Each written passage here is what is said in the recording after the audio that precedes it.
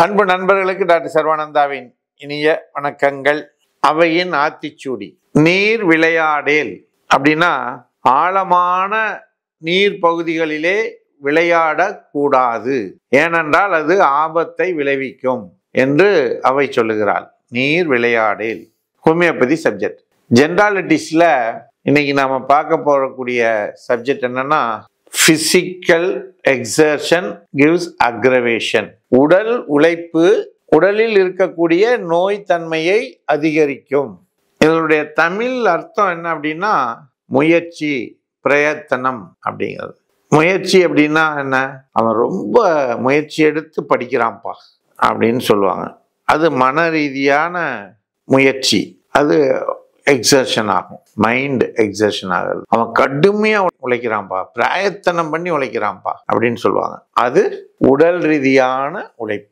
இப்படி உடல் ரீதியாக உடலினுடைய உறுப்புகளை எல்லாம் வருத்தி வேலை செய்கின்ற பொழுது அவர்களுடைய நோய் தன்மை அதிகரித்தல்.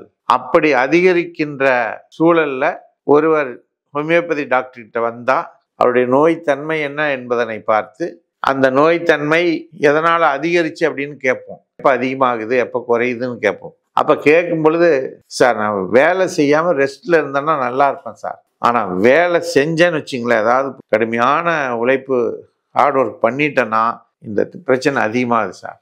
இந்த வார்த்தைக்காக தான் டாக்டர்ஸ் வெயிட் பண்ணிட்டு இருப்பாங்க. அவர்கள் என்ன பண்ணுவாங்க, உடனடியாக ஈஸியா அந்த கம்ப்ளைண்ட்டையும் இதையும் மேட்ச் பண்ணி மெடிசன்ஸை அவங்களுக்கு செலக்ட் பண்ணி கொடுத்துருவாங்க. ஸோ இப்போ இதுதான் நம்ம டாக்டர் கென்ட் அவர்கள் மிக சுலபமாக பல மருந்துகளை கூட்டுவதற்கும் குறைப்பதற்கு பார்த்தீங்கன்னா ரெக்ஸ்டாக்ஸ், செப்பியா போன்ற மருந்துகள் மிக ஈஸியாக குறைச்சிடும். கண்ணை மூடிட்டு ஏதோ ஒரு மெடிசன் நம்ம கொடுத்துடலாம். அதே மாதிரி நோய் அதிகரித்தல், alumina, arnica, arsenic album, bryonia, phosphorus, நேட்ரங்கார், பல மருந்துகள் இருக்கு. அதை எது அப்படின்னு செலக்ட் பண்ணி நம்ம. அதனால நண்பர்களே, ஹோமியோபதி என்பது ஒரு மிகச்சிறந்த ஒரு சிஸ்டம் ஆஃப் மெடிசன்.